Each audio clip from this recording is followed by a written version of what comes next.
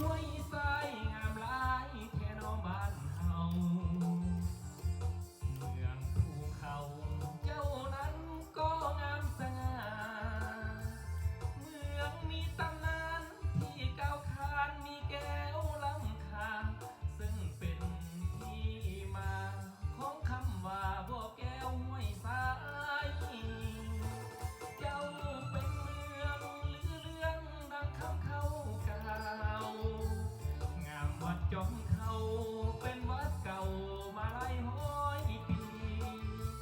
มีท่าผาคำที่งามล้ำคู่กับเมืองนี้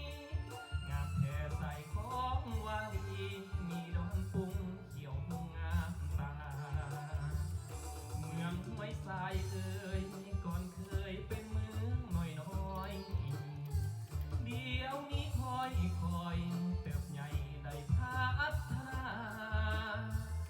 เจริญหุ่งเฮืองสมเป็นเมืองใจกลางก้าวหน้างามเด่น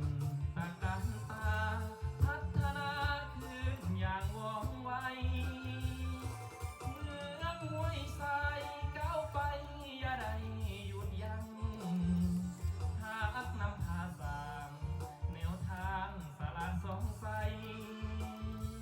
สร้างแก้วหน่วยงามทางA3เสื่อมต่อลาวไทยสร้างขัวข้ามของกว้างใหญ่งามวิไลแทนน้องห้วยทราย